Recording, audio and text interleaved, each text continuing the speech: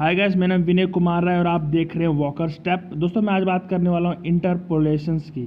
दोस्तों अगर आपने मेरे चैनल को अभी तक सब्सक्राइब नहीं किया है तो सब्सक्राइब कर लीजिए और बेल आइकन को भी दबा देना ताकि मेरे वीडियोस की नोटिफिकेशन मिलती रहे। दोस्तों अगर आपने मेरी पहली वाली वीडियो नहीं देखी है जिसमें मैंने कंपोनेंट एंड मॉड्यूल के बारे में बात किया था तो आप जाके पहली वाली मेरी वीडियो देखिए। उस वीडियो की लिंक मैं डिस्क्रिप्शन में डाल दूंगा।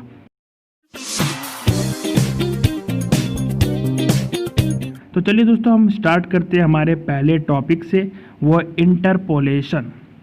दोस्तों बेसिकली इंटरपोलेशन क्या होता है, जो आप डबल करली ब्रेसेस में लिखते हैं वो आपका इंटरपोलेशन होता है। दोस्तों यहाँ पे टाइटल दिया हुआ है, बट अगर आप वेब पेज पे जाएंगे तो आपको यहाँ पे वॉकर स्टेप लिखा हुआ है।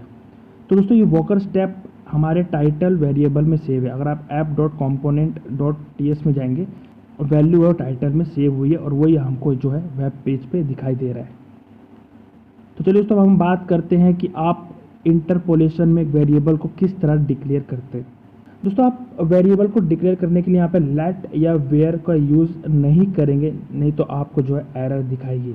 आपको यहाँ पे वेरिएबल डिक्लेयर करने के लिए सिंपली वेरिएबल का नाम लिखना है। फॉर एग्जांपल मैं यहाँ पे नेम लिखता हूँ और इस पर मैं जो नेम डाल देता हूँ, तो मैं अपना यहाँ पे नेम डाल देता हूँ विनय। आपको सिंपली अपने app.component.html में आना है और यहाँ पे लिखना है। तो सिंपली दोस्तों मैं आपको डिफरेंस बताता हूँ। फॉर एग्जांपल मैं h1 टैग में विनय लिखता हूँ और इसको सेव करके रन करता हूँ, तो मैं अपने ब्राउज़र में आऊँगा तो यहाँ पे जो है लोड हो रहा है।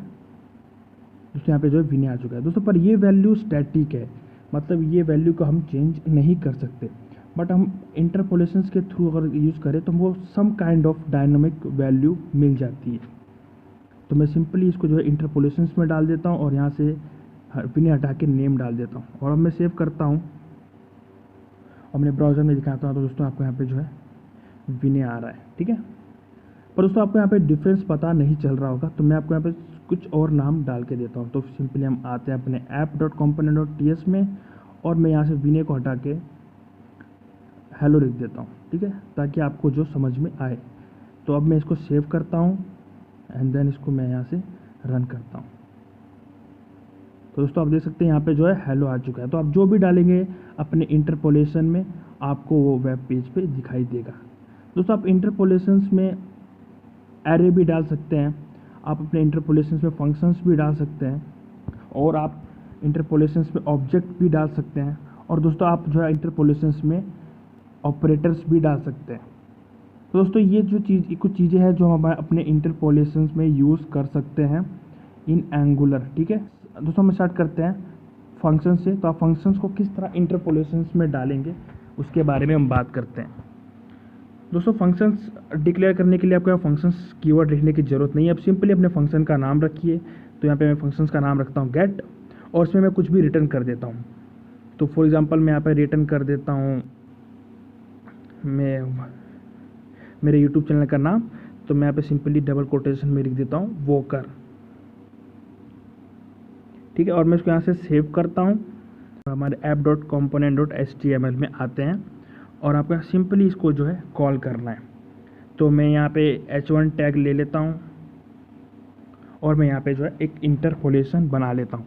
तो डबल करली ब्रेसेस डालेंगे और जो मेरा फंक्शंस का जिस तरह हम कॉल करते हैं सिंपली मेरे इस डबल इंटरपोलेशंस के अंदर मैं अपने फंक्शंस को कॉल कर दूंगा। तो यहाँ पे लिख दिया मैंने गेट एंड डबल कोटेशन।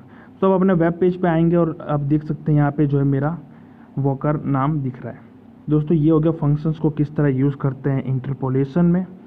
दोस्तों इसी तरह हम अपने ऑब्जेक्ट को भी यूज़ कर सकते हैं, ठीक है। दोस्तों मैं चाहता हूँ कि जो नेम वेरिएबल डिक्लेयर किया है इसको मैं यहाँ पे फंक्शंस में कॉल करूँ। तो सिंपली मैं यहाँ पे लिखूँगा नेम।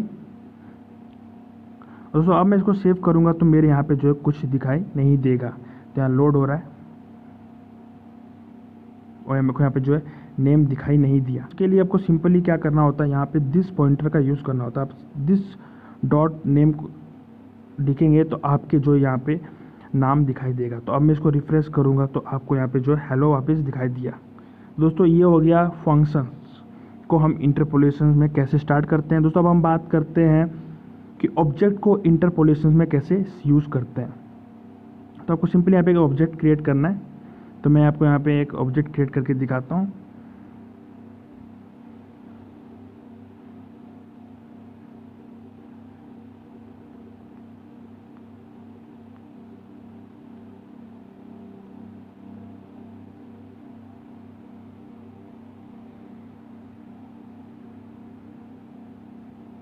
तो मैं ऑब्जेक्ट में कुछ भी वैल्यू डाल देता हूँ। फॉर एग्जांपल मैं यहाँ पे नेम डाल देता हूँ एंड मैं एक और वैल्यू डाल देता हूँ। तो मान लो कि मैं यहाँ पे जो है आईडी डाल देता हूँ, तो comma and then enter, comma and then ID डाल देता हूँ, आईडी इक्वल्स टू 1। ठीक है, तो ये मेरा ऑब्जेक्ट यहाँ पे क्रिएट हो चुका है।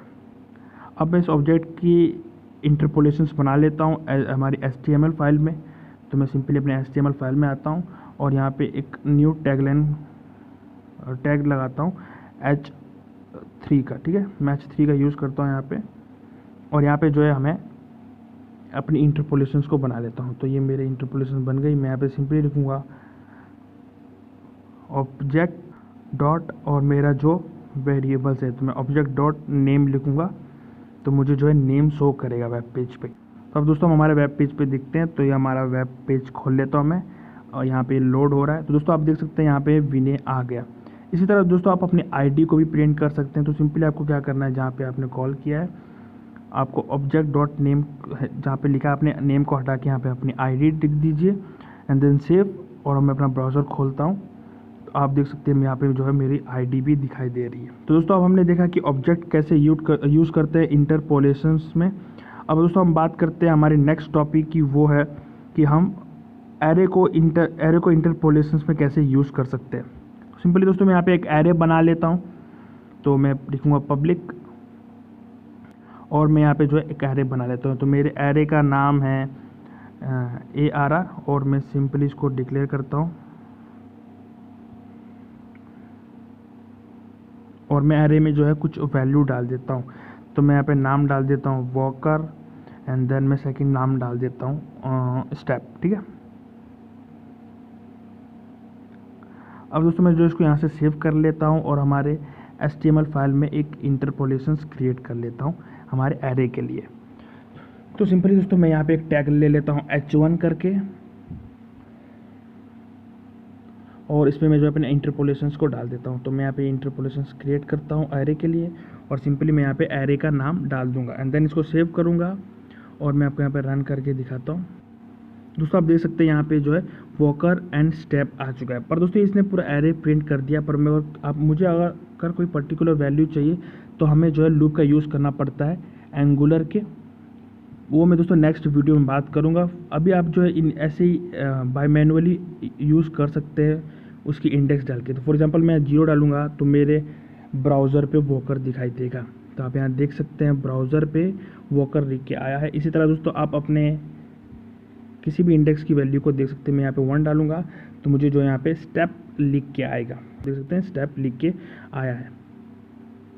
दोस्तों ये था कि हम एरे को किस तरह यूज़ कर सकते हैं हमारे इंटरपोलेशंस में। दोस्तों हम बात करते हैं हमारे नेक्स्ट टॉपिक की, हम ऑपरेटर्स को किस तरह यूज़ कर सकते हैं इंटरपोलेशंस में। तो दोस्तों मैं यहाँ पे वेरिएबल बना लेता हूँ। तो सिंपली मैं एक वेरिएबल बनाता हूँ 100, जिसमें वैल्यू असाइन कर देता हूँ, और हमारी दूसरी वैल्यू बनाता हूँ b, जिसमें मैं जो है 500 वैल्यू को असाइन कर देता हूँ। अब दोस्तों हमको सिंपली हमारे HTML फाइल पे आना है, और आपको यहाँ पे जो है एक और इंटरपोलेशंस बनाना है ऑपरेटर्स के लिए। तो मैं यहाँ सिंपली H1 टैग लेता हूँ और इसमें एक इंटरपोलेशंस बनाता हूँ मेरे ऑपरेटर्स के लिए। तो मैं सिंपली इसमें लिखूँगा a+b, ठीक है, a+b, एंड देन इसको सेव करूँगा। दोस्तों यहाँ पे लोड हो रहा है। तो आप दोस्तों देख सकते हैं यहाँ पे मेरी वैल्यू 600 आ गई प्लस होके। दोस्तों इसी तरह आप कोई भी ऑपरेटर्स का यूज़ कर सकते हैं। फॉर एग्जांपल मैं आपको यहाँ पे मल्टीप्लाई करके दिखाता हूँ a+b, एंड देन मैं इसको सेव करता हूँ और आपको मैं अपने ब्राउजर्स पे दिखाता हूँ। तो मेरे यहाँ पे जो है 50,000 आ गए। ठीक है दोस्तों, तो आप दोस्तों इसी तरह किसी भी ऑपरेटर्स को यूज़ कर सकते हैं। पर दोस्तों आप इंटरपोलेशंस में किसी वेरिएबल को डिक्लेयर नहीं कर सकते। फॉर एग्जांपल मैं यहाँ पे a=100 डाला है, एंड देन मैं ब्राउज़र पे दिखाऊंगा तो मेरे यहाँ पे एरर आएगा, कुछ भी शो नहीं करेगा। तो चलिए दोस्तों आज के लिए इतना ही। अगर आपको ये वीडियो अच्छी लगी तो इसको लाइक कीजिए, और अगर आपने मेरे चैनल को अभी तक सब्सक्राइब नहीं किया तो सब्सक्राइब कर लीजिए और बेल आइकन को भी दबा देना। दोस्तों मेरे चैनल पे 2 कोर्स और चल रहे हैं, डेटा स्ट्रक्चर एंड MySQL। अगर आपने वो भी कोर्स नहीं देखा है तो आप जाके वो कोर्स देखिए, उसकी लिंक में जो है डिस्क्रिप्शन में डाल दूंगा। दोस्तों अगर आपने अभी तक मुझे इंस्टाग्राम पे फॉलो नहीं किया तो इंस्टाग्राम पे फॉलो कर लीजिए, उसकी आईडी आपको स्क्रीन पे दिख रही होगी, और उसकी भी लिंक जो है मैं डिस्क्रिप्शन में डाल दूंगा। तो चलिए दोस्तों आज के लिए इतना ही, फिर मिलेंगे ऐसी इंटरेस्टिंग वीडियो में। धन्यवाद।